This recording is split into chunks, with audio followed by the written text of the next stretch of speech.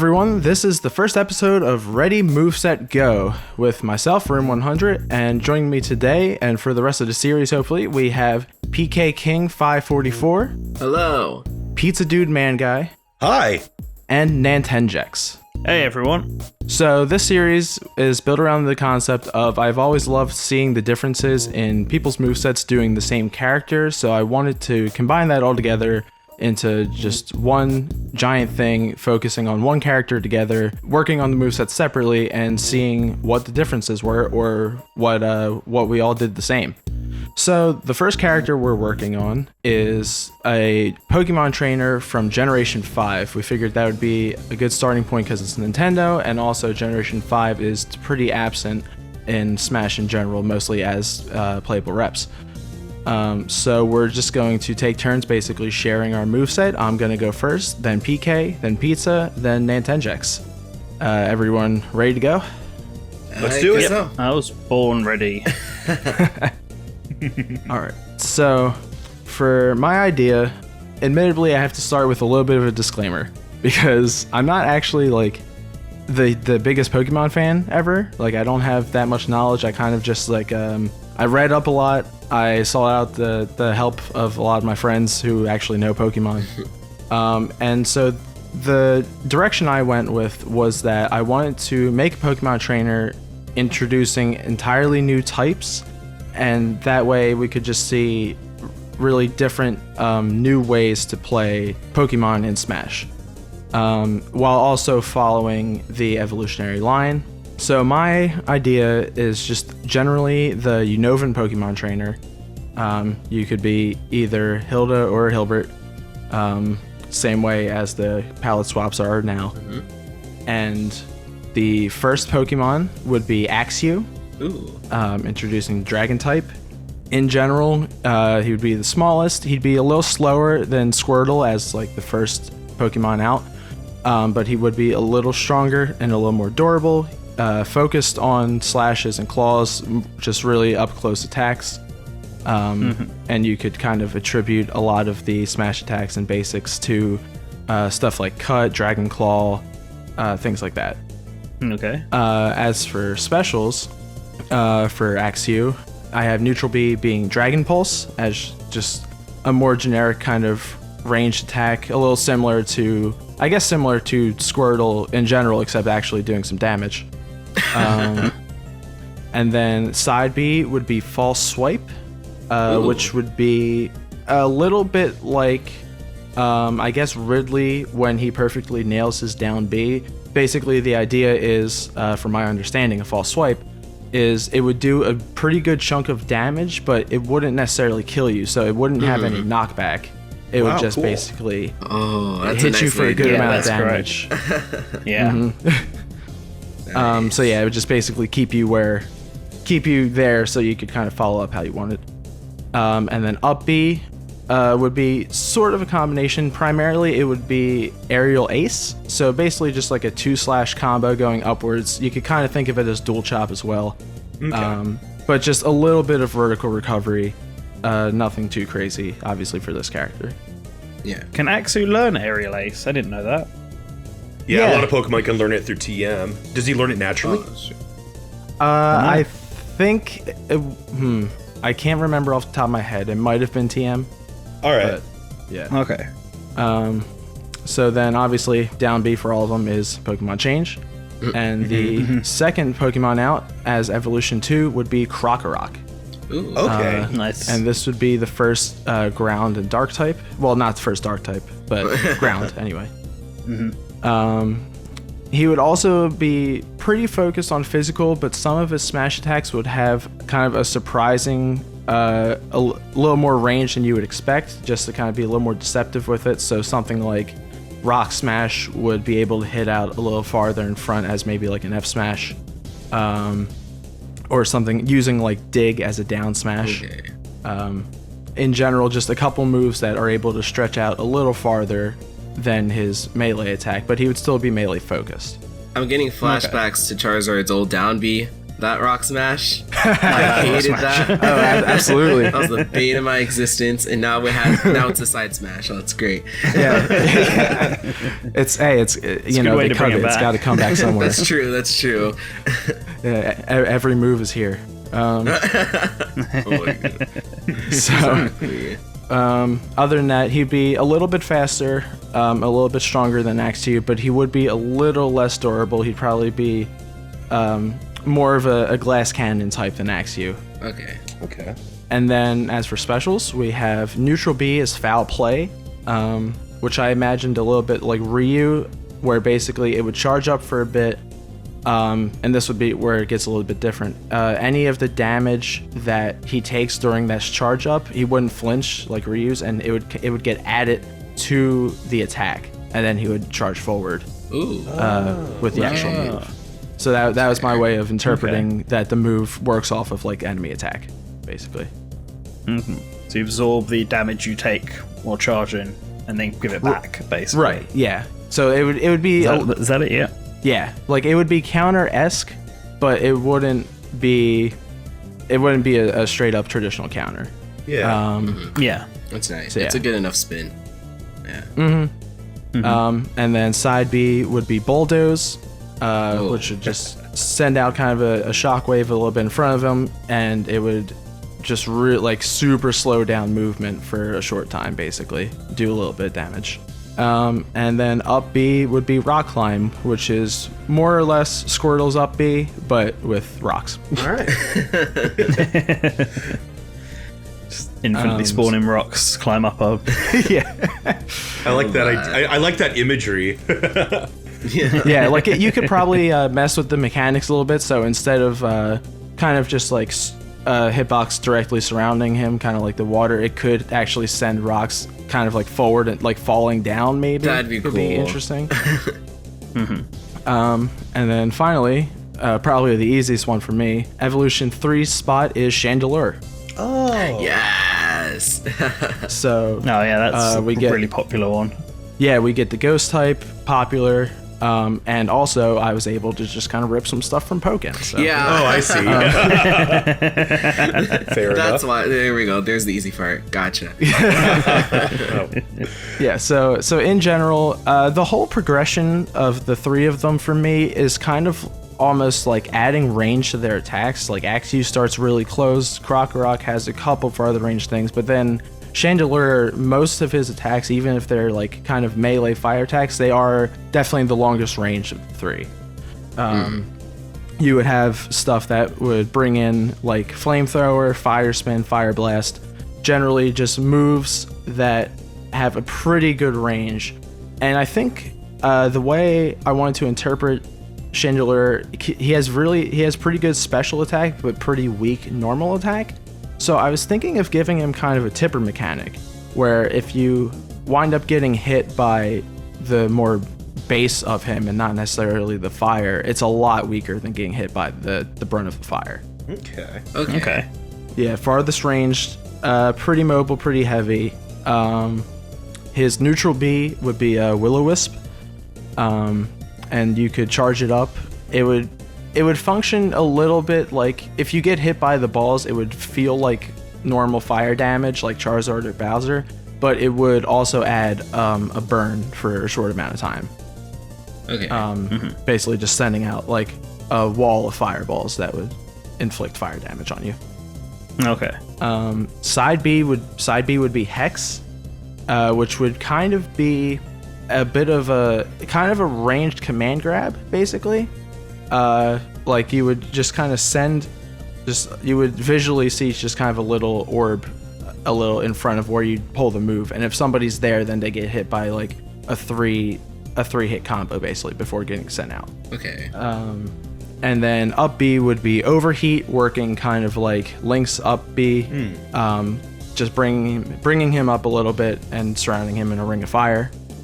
I guess he rises. So. Yeah, yeah. And ghost float.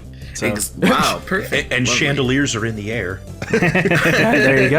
And actually, something I really love from Pokken specifically, for his down air would just be a straight crash down. Oh, that's cool. Okay. Yeah, that would work really well. In the air, actually, yeah, his aerials would actually. I like of his normals. I kind of like those the most because I was thinking neutral air could just be swinging back and forth, basically.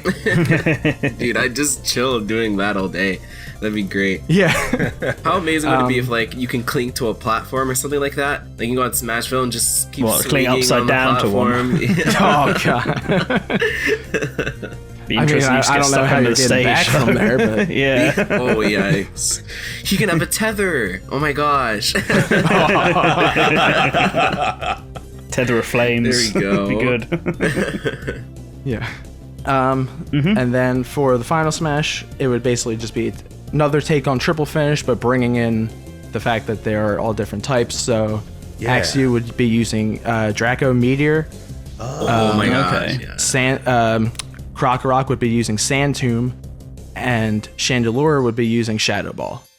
Okay. And so instead of kind of like one straight beam with all the three, Draco Meteor would be kind of coming from the top, Sand Tomb would be kind of coming from the bottom, and then the Shadow Balls would just be going straight towards whoever's caught. Okay.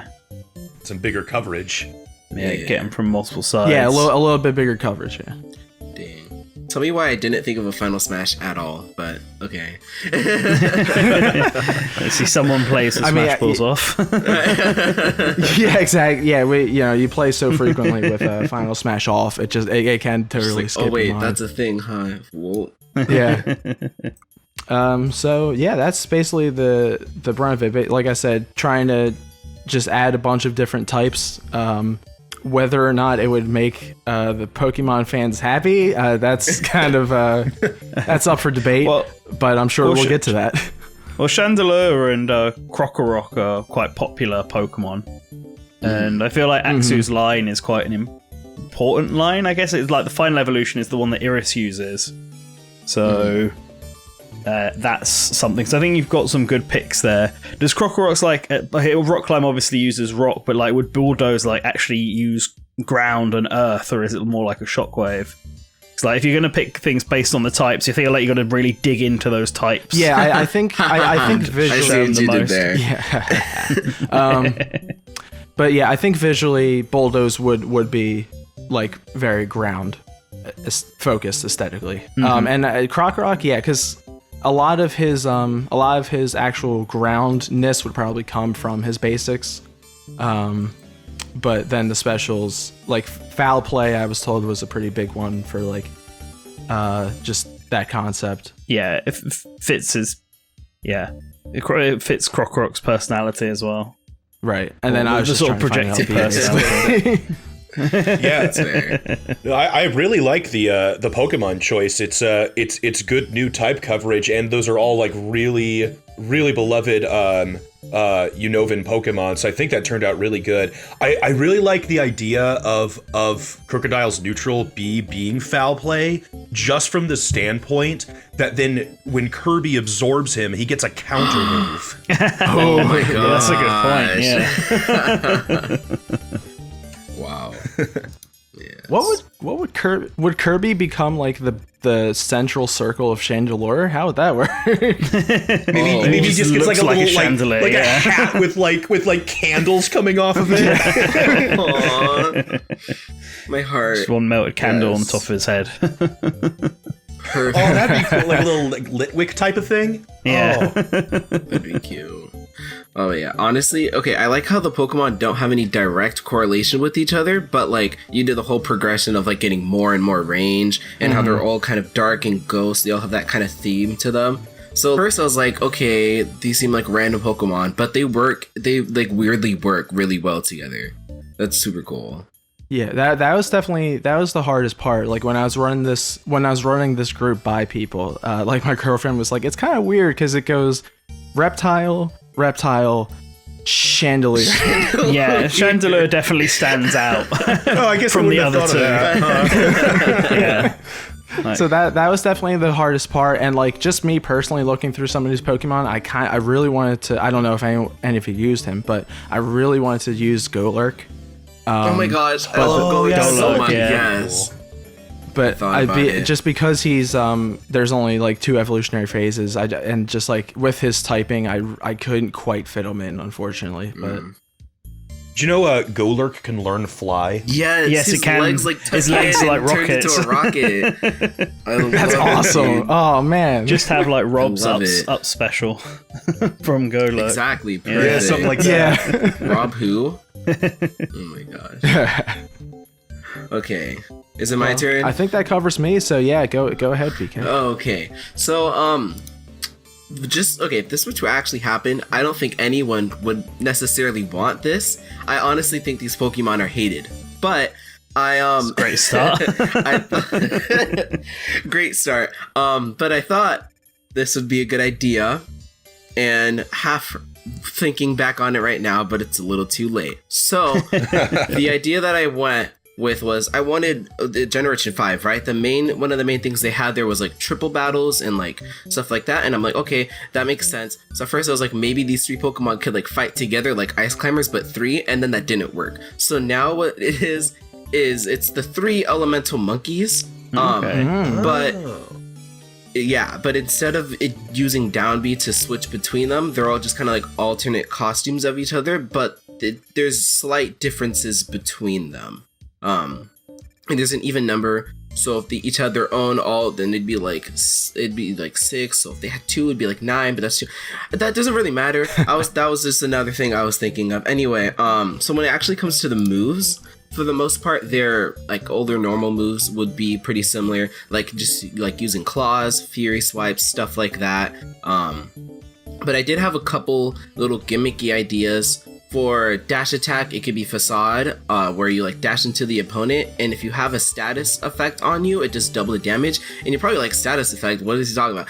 I'm gonna get to that right now, right? So the tilts all have this berry mechanic centered around it. The down tilt, he like scratches the ground and searches for a berry. And you have a 20% chance to get a fire, water, or a grass berry, and then a 20% chance to get nothing. And if you get one of the berries, he kind of just like holds on to the side of him. Like in Pokemon, you hold items, like, yeah, obviously.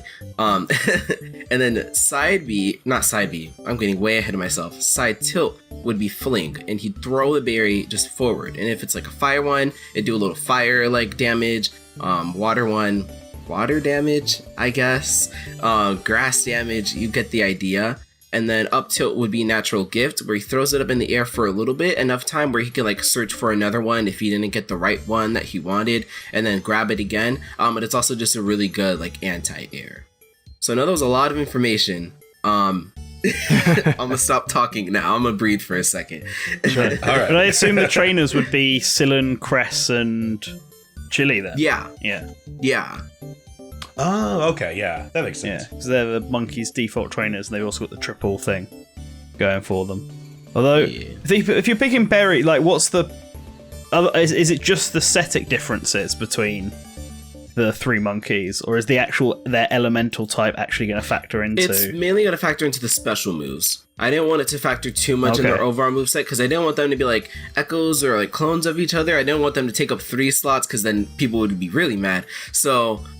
Yeah. Well, I'm just thinking for stuff like, for the berry picking, if there's a grass, water, and fire one, wouldn't it make more sense? Or if you're playing as Pansage, you have a more likely chance of picking up a grass berry. That's true. That would. And then if you're playing as Pampor, you have a more likely chance of getting a water one. And then it adds a bit more to the fact that each alters its own thing. That's true. Yeah. It could work with that. I don't want it to be a little too easy, but at the same time, it's not like the berries are overpowered or anything like that. So I think that should be fine. That makes a lot more sense. Maybe the 20% chance to get nothing could just add on to like whatever monkey you are. So you have like a 40% chance of getting your own berry. Maybe, yeah. Okay. But moving on from that right now, the smash attacks, stuff like crunch for side B or side smash. Wow, I really want to talk about the specials. Side smash would be crunch. I'm thinking of it like Wario's neutral B, but a side smash. And then up smash is like Shadow Claw, a big black like shadow claw swipes overhead. And then down smash could be like a low sweep. Then again, I'm trying to pick moves that they all learn. I think like some of them are through TMs, but they could all learn these in one way or another. So yeah, down smash, low sweep. I'm thinking it'd be cool if it kind of spiked in a way, like kind of like Luigi's down top, how it like has that weird effect to it. So if you 2-frame it, like you're dead, you know. But just to make it a little more unique. The grabs, just headbutt and like monkey throws, you know, just like flinging them around, having fun. And then aerials, the neutral air would be like a spin, like villagers, like little spin, up air, headbutt, back air, like a double kick, and down air, a bunch of kicks and like tail swipes, kind of like Yoshi's down air. And then the specials, kind of when you use your special, depending on which monkey you are, if you have the berry with you, they'll use the berry and it will like amplify the effects of the specials, if that makes sense. Okay. Alright. So they each have different specials, but they all kind of function similarly. Let me flip the next page. Well, actually, before I go too much into that, up B is acrobatics. I'm imagining this like, I want to say like the Mii swordsman up B, where like he like flings the sword and just goes straight, like not Link's, but not the other one. I guess that doesn't help too much. The one where he swipes forward, you know what I mean? Well, it's just multiple slashes while he moves forward. That's what I was picturing in my head. Because the interpretation of acrobatics is pretty vague, and I'm like, okay, what are they doing? But they all learned that move, so, and it's called acrobatics, so up B, you know? Makes sense. Yeah, makes sense to me. Hey, the vaguer the description, the easier it is to make up something for. Exactly. Well, okay.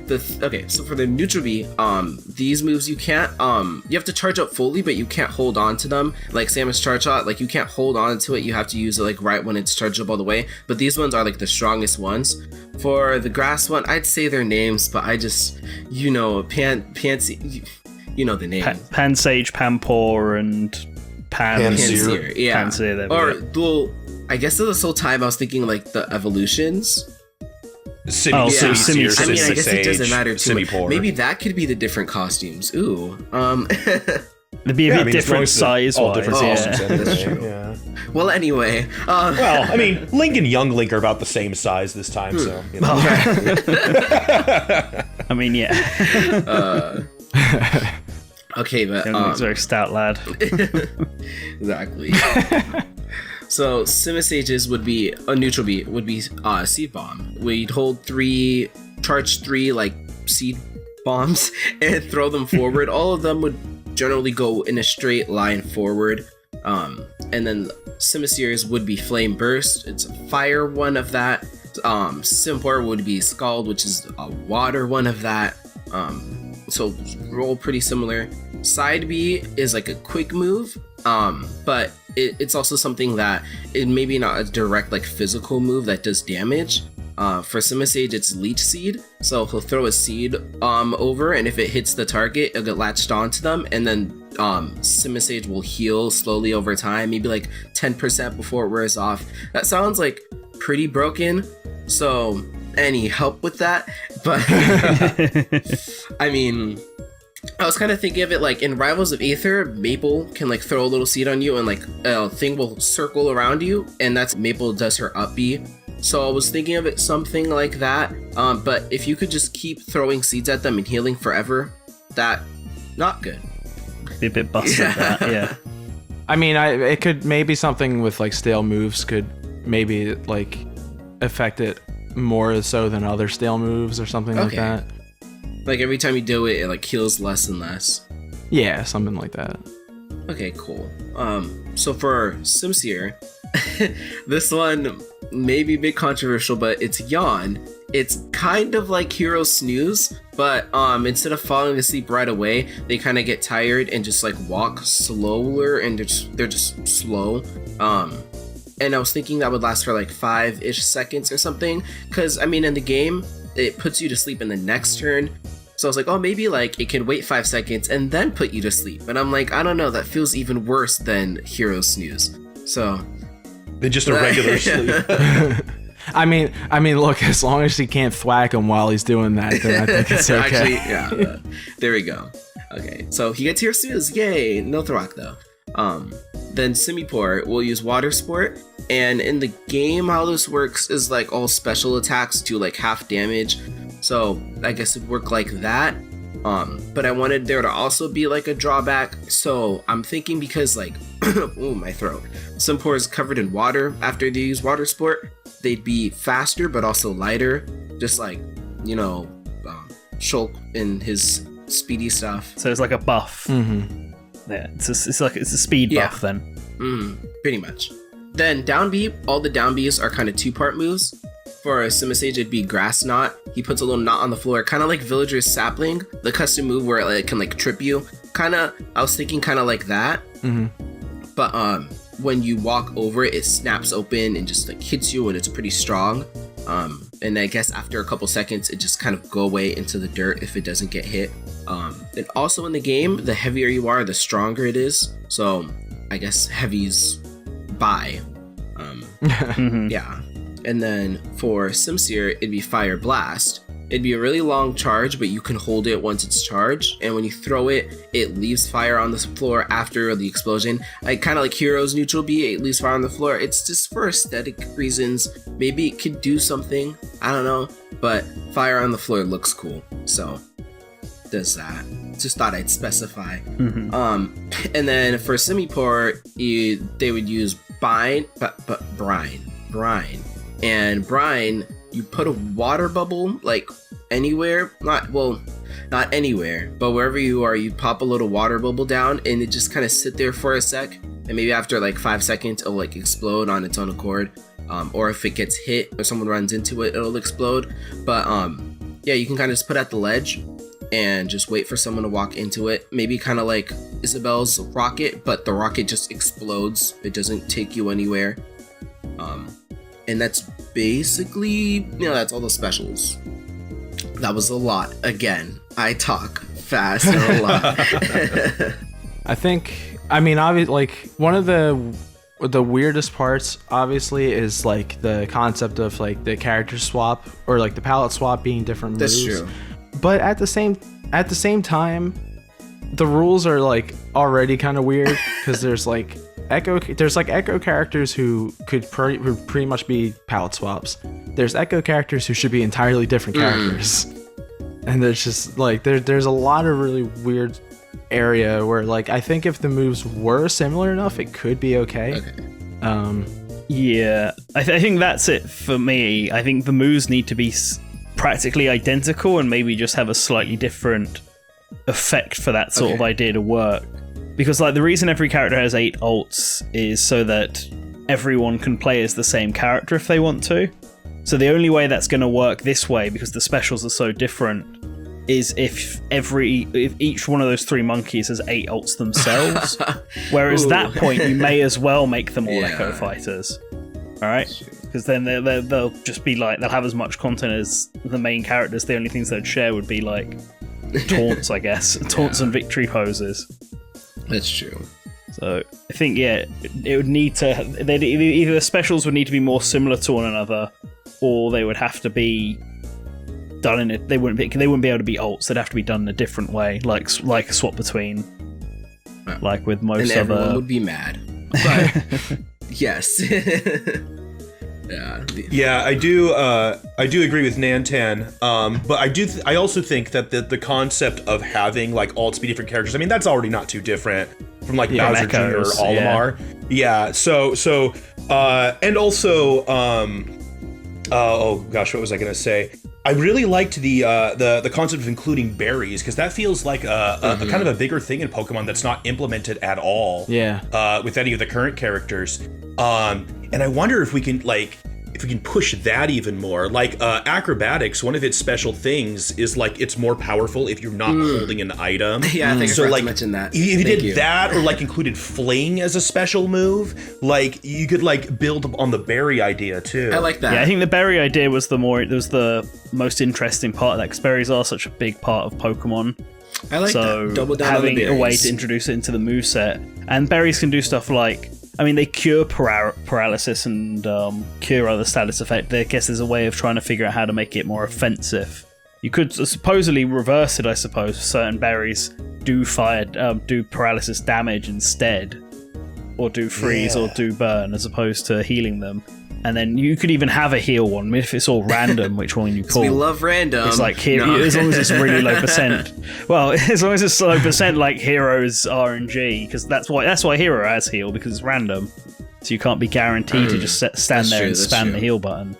Right. You could maybe build some kind of mechanic around just holding on to berries, like as long as you can. Like, I'm thinking of how some of the gameplay feels for somebody like Rob or Pac-Man, where they're like spawning these things that they can kind of keep hanging on to, keep throwing, but also picking up.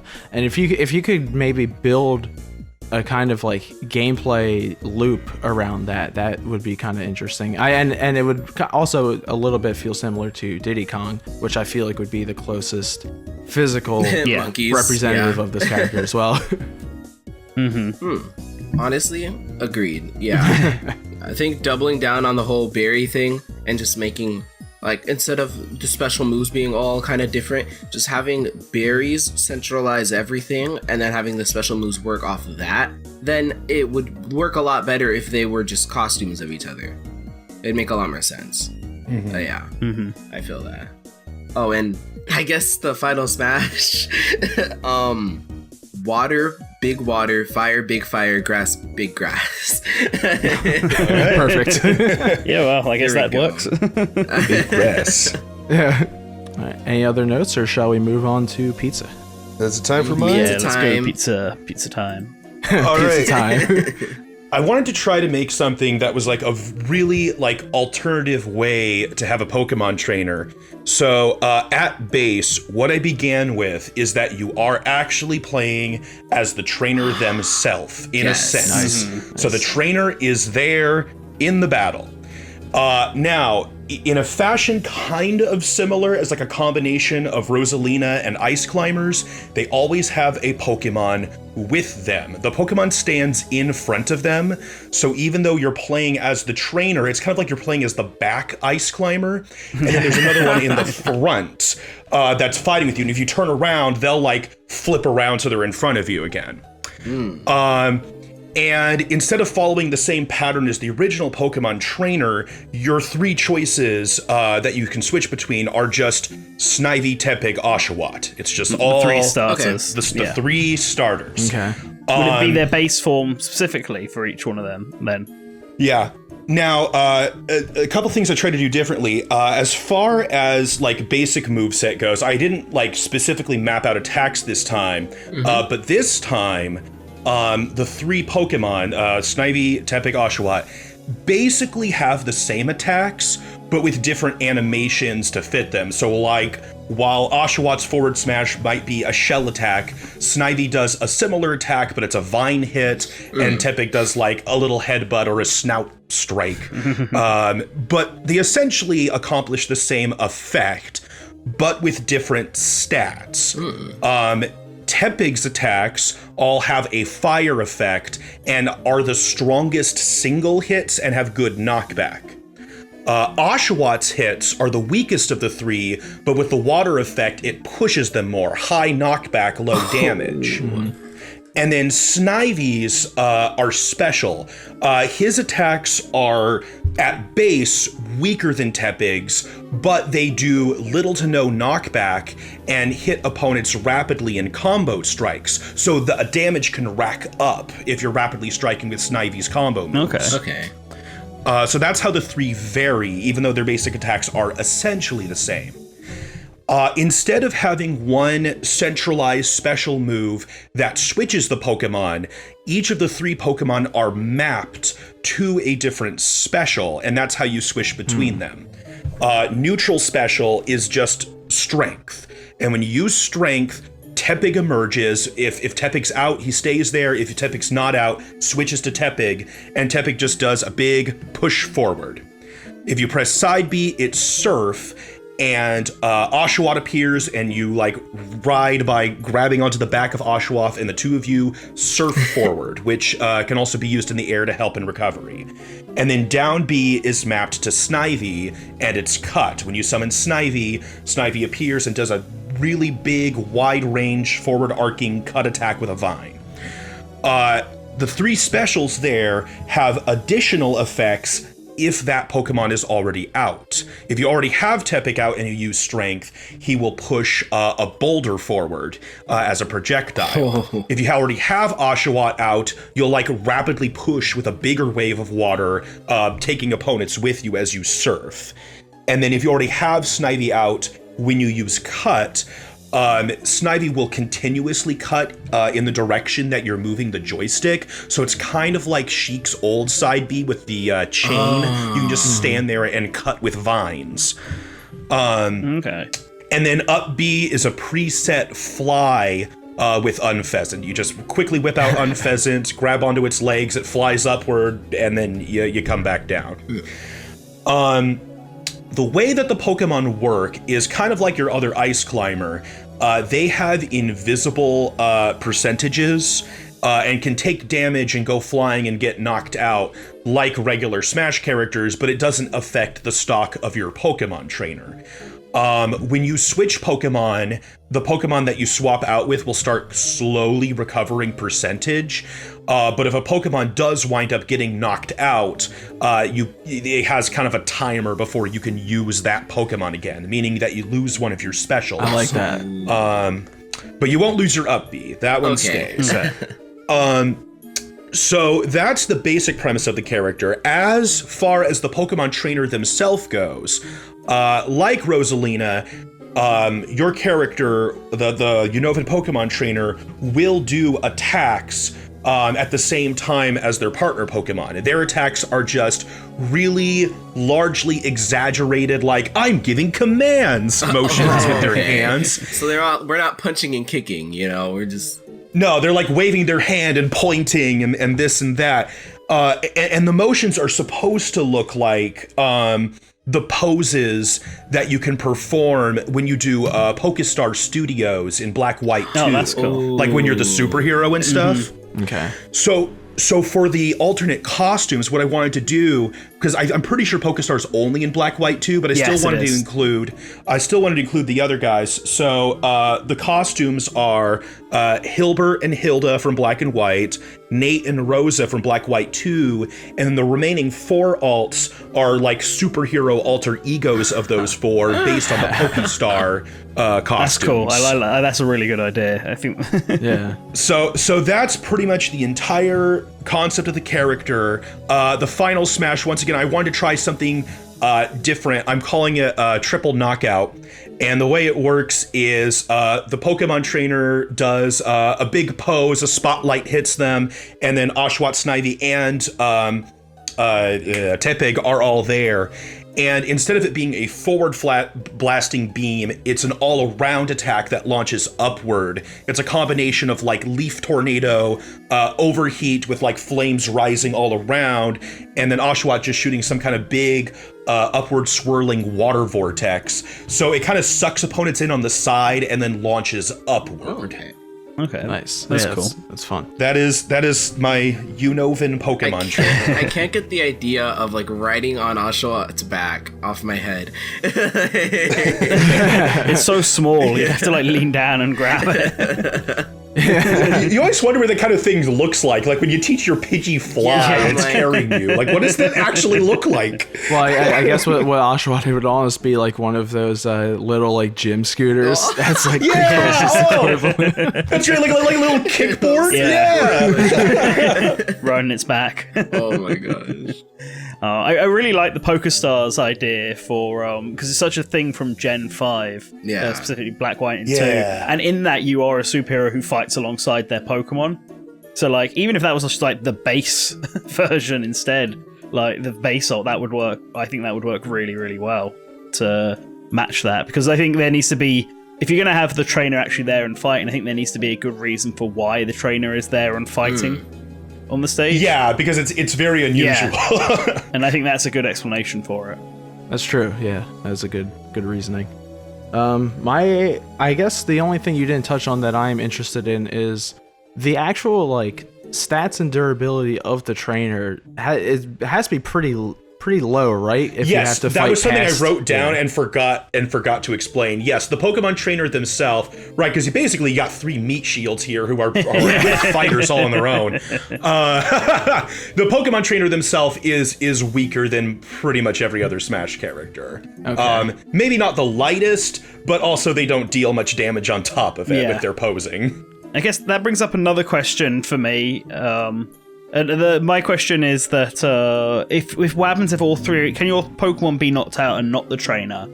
And in which case, what's the requirement to get that Pokemon back if it gets knocked off the stage? You know, like with the Ice Climbers or Luma. Right, they'll once they're knocked out, they'll like slowly recover. They're like on a timer, and then eventually you can use them again. Until that time, basically, then you have no specials besides your up B, and you're stuck fighting by posing. Posing nothing. Okay. Love that. I like to imagine for his grabs, the trainer will grab the opponent and then the Pokemon will pummel them from behind or something. Oh yeah, kind of like Toad with Peach. Oh, Yeah, that's really that'd be cool. good. You get a better reach then for a grab. So like trying to imagine Tepig grabbing someone. Yeah, that might not work out so well. Yeah, maybe the trainer too is like the one who grabs the items. Oh, okay. Yeah, Yeah. that would make sense as well. Or either that, or maybe the or the Pokemon grabs them and like tosses it to the trainer or something. Like the trainer's the one who uses the That's items. so cute. Right. Yeah. And then I guess the Kirby hat would be like based on the trainer, and then they push a rock like Tepig. Or maybe Kirby can just have like a Maybe? little yeah. stuffed animal of the Pokemon. There we go. You get a little Or stuffed Kirby. Tepig. Or Kirby just gets the fly one because that's the universal move. Because some of his moves, like with Olimar, he doesn't get Pikmin pluck. He gets the That's true. fling. He gets Yeah. the throw. Yeah. Maybe he just gets the unpheasant carry. Yeah, move. that would probably be best. Yeah. That's interesting. Like So then, how? Oh God, his- 5 flies, then you use unfezzed, then you use final cover. Wow. Yeah, ultimate recovery. you can recover from one side of Palutena's temple to the other. Okay. I like that. I really like a reverse Rosalina and Luma. Yeah. That's really interesting. Well, thank you. And that's unique to Smash in like so many ways that like it just makes sense.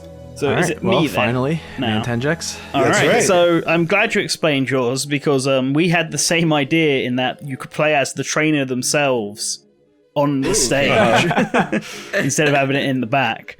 And but my idea, thankfully, our ideas are different, even though they're based around the same idea of the trainer being there.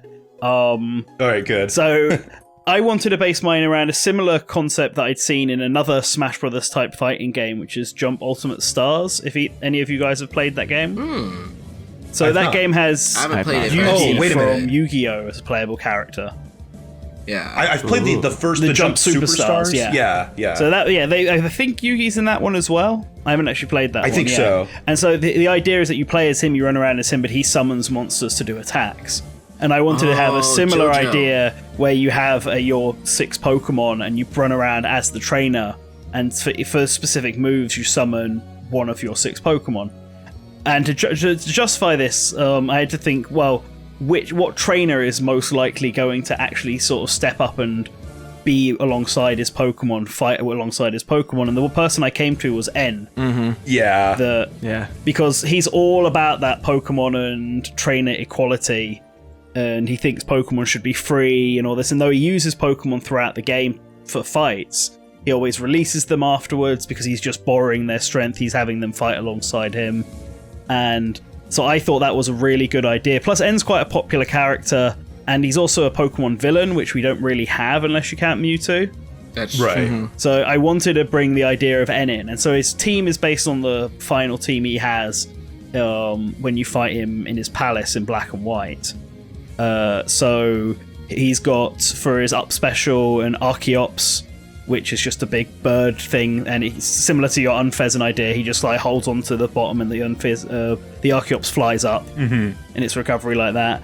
His side is a regular special, has Kling Clang appear in front of him. Like they're all, it's like the animation is like them coming out of their Pokeballs in the same sort of red flash that the anime uses. That's what I was envisioning it as. So they pop off of like his belt onto the right in front of them. So Flash Cannon would be the standard special, which Kling Klang would appear and then fire off a big cannon before, which could potentially be charged. Vanillux appears for the side special with Frost Breath, which is similar to the Ice Climbers one, where it's like a stream of cold that freezes opponents if they get too close. Okay. The down special is Stone Edge, which is from a Caracosta, where a Caracosta appears in front and slams its foot down, and a stone spike appears a bit in front of Caracosta and knocks opponents upwards. This one has like a lot of knockback, but not as much strength behind it. And for a lot of the standard specials, Zoroark was the one I was thinking of. Yeah. Like, Zoroark shows up for, like, jabs and aerial attacks. And then for smash attacks, although this one's not actually in... I wasn't sure whether to just have Zoroark or if I wanted to change up which Pokemon appear in the... for smash attacks, like whether or not Caracosta comes out and does, like, a crunch or something for the side smash. Because one other Pokemon that I kind of wanted to use was Darumaka. Okay. I think that's his name. It's the Darumaka's evolution, Daramantia, which is the big fire gorilla one. Mm-hmm. But even though N has one of them at the beginning of like the game, he doesn't actually ever use one in any fight. He just has them in cutscenes and never actually fights with ones. Yeah. So I wasn't sure whether or not I should use that, but the option's there for it. And then for the final smash for N, I envisioned him having two, although they do basically the same thing. One is Zekrom will appear and do a massive like electrical strike, and then the other one is Reshiram, but it's a fire-based version of that attack. Okay. And it's random which one it does the same thing, but it's random which one you get. I feel like Ryu and Ken have two final smashes that are all based simply around the distance they are. As long as the effect is the same, then it doesn't I think matter. It's fine him having two. Yeah, It doesn't necessarily matter. So then, Zekrom and Reshiram would appear as his final smash. And yeah, that was my idea. I've always kind of wanted N to be in. I like the idea of playing as the trainer himself. I was debating whether or not N should actually have some moves where he attacks, maybe like simple jabs or some simple tilts he can kick or punch. They don't really. My problem with that is that trainers don't tend to necessarily do that, obviously. Yeah. And so, I mean, I wasn't quite sure. Neither do Animal Crossing villagers. But. That is also true, yeah. And it wouldn't be anything flashy or feel like anything unrealistic. And it would be very simple jabs. It depends on how much leeway you can get with the 6 Pokemon he's already got to fill out the special attacks. Like, you could potentially have Kling Klang for the jabs as well. Using like metal sound or something, or like just the fact that spinning gears themselves could just work as a smacking tool, and then N just uses items or grabs, and that's where N gets involved in the battles. I think that would work, and it'd be different from the current Pokemon trainer we've got. I've always liked the N as a playable Pokemon villain idea, just because it hits a lot of good notes, because he's both a hero and a villain, and so it makes him a good playable option just from multiple standpoints, I think. And we don't have a character in Smash Brothers yet that kind of does that, summoning lots of different things for different attacks. It's a concept I've always liked. I kind of was wondering if you were going to do N when we were like pre-discussing this idea, because you're like, I can pick anyone from hero or villain side. I'm like, he's doing N. And it's always I want to make sure. I want to be like, so Gen 5, we have to stick with Gen 5, right? Yeah, okay. And it can be hero or villain. Yeah, so no. Yeah. But it's an idea I've always liked, and I do think that you can expand.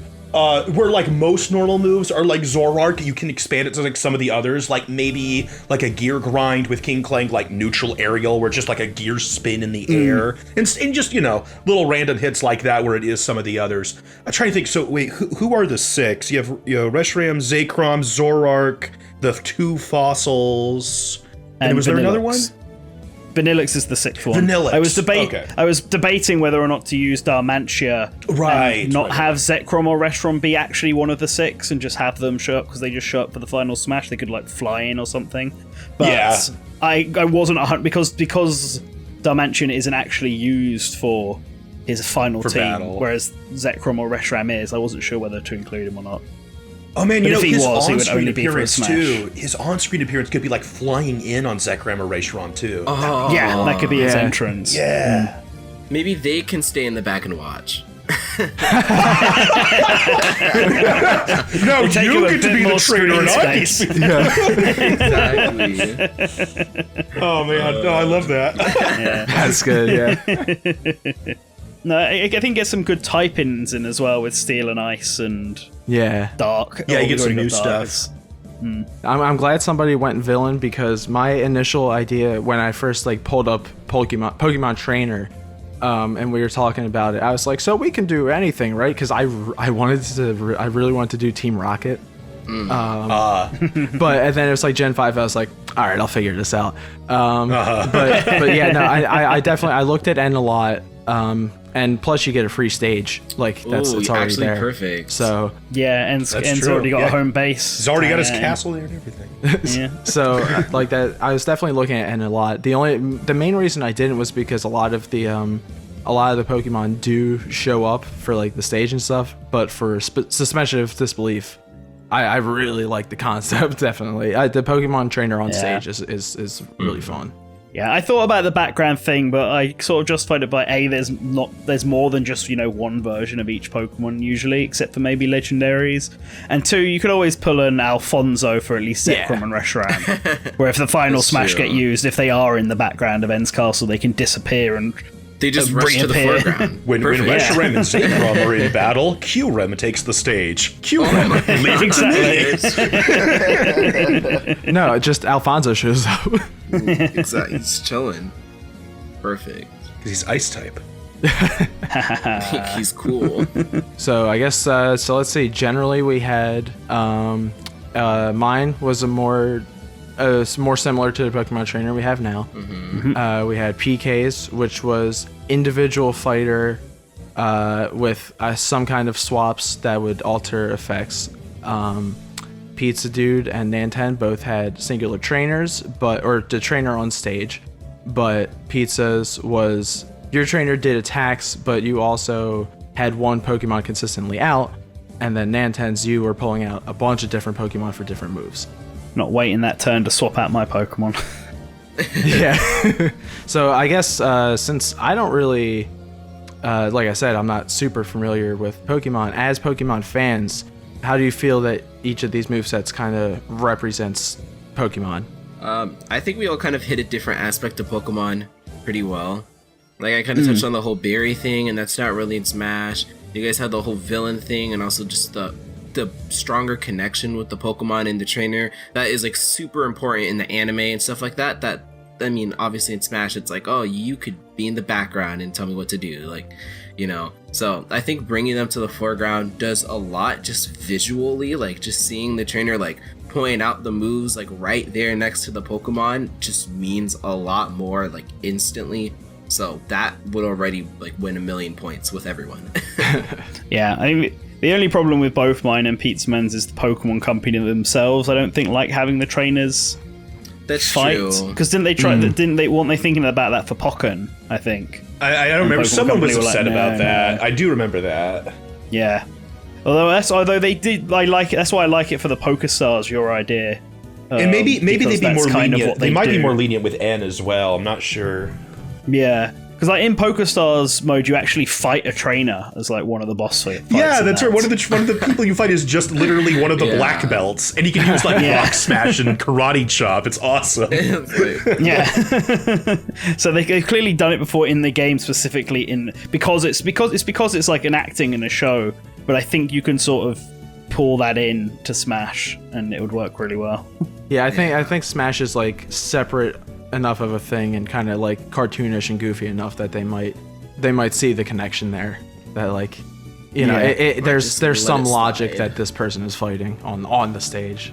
They're just trophies, guys. They're not real Pokemon. Exactly. No, what I like is that we all wound up hitting up aspects of Pokemon that aren't in Smash yet. Whether it's bond between the trainer and their Pokemon, or some of the extra things, or the berries, or different types of Pokemon. And then on top of that, we all did like new to Smash Brothers things, where it's like a reverse puppeteering or an alternate take on the Pokemon trainer, or alternate costumes that change, or like a summoning style. Like, we just all came up with something new, and I think that's what's going to be just great about this series as well. Yeah, definitely. Yeah. So much fun. You get 4 for the price of 1. Like, Yeah, it's definitely personally for me, it's always hard to balance like looking at a series, and it's like how much should I transfer over the core of the series, because it could definitely be a balancing act of like either like you don't introduce too much and they're kind of just a generic fighter, or you do too much and it's just like gimmicky beyond repair. what's happening? Yeah. That's definitely a really hard one for me. But I think we all landed it pretty well for this concept. Yeah. So we can't really award a winner, so I'm gonna try to make up awards for everyone. Let's see. Tell us who won in the comments below. Yeah, let the audience decide the winner. That's always the most fair and objective way of doing it. Yeah, so obviously, tell us who you liked. I guess for the next episode, do we kind of just want to take some suggestions, see who we want to, who really hits us? Guess so. I think it's a good idea. Yeah. Yeah, you put suggestions in the comments and we can pick which one is our favorite, I suppose. Yeah, do we want to set any ground rules? Like, do we want to stick to first party for now, or do we want to expand it to the wide open? It should be something that there's more options for. I feel like if we get a character that's got a really obvious moveset, we're all just going to pick the same thing. Yeah. And that's not going to be very interesting. So I feel like giving us an idea of something that's more like that we can all then throw our own individual ideas at, instead of then not have to worry about us having the same idea, is probably the better way to go forward with that. Yeah. Give us a concept, a series, as opposed to a character. And maybe a concept would be really interesting. Like a ranged character that focuses on X or Y. That would be really interesting to see where we all went with that. True. Yeah. So but let's see. This is only episode 1. Yeah, Let's exactly. Experiment. And if there's anyone else, any other YouTubers that do moveset videos that you'd like to hop on board, let us know. Let them know. Don't annoy them. But I'm just saying. yes, we're a very fragile bunch. But yeah, no, obviously, if you make movesets, or you know somebody, like if your favorite moveset person, you think they'd be interested in this, totally send this their way. The more people we get, we might have to change the format a little bit. Maybe we'll have it so that only two or three of the group make a moveset, and the rest of us kind of like are the commentary. We'll work with it. We'll work with it. Yeah, we'll work with it as we go. For you guys specifically, again, thanks for jumping on. Yes, thank you guys. Super happy to have you. Yeah, it's super fun. It's been fun, yeah. Yeah, leave a comment. Subscribe to all of our channels. Anything you guys want to plug? Yeah, come on over to Source Gaming if you want more Smash Brothers related stuff. We even have a few moveset stuff on. We have a bunch of moveset stuff on our website, but on our YouTube channel we've got a few as well. If you just want to listen, got a good Devil May Cry one coming out, or might be out by the time this video is out. So give that a watch. I guess you can check out my channel, PK King 544. I do this kind of stuff, but I animate the movesets that I make. So if you like animation and you like Nintendo, then I'm right here. I'm PizzaDudeManGuy. That's all you need to know. You don't need to know. It says it all, yeah.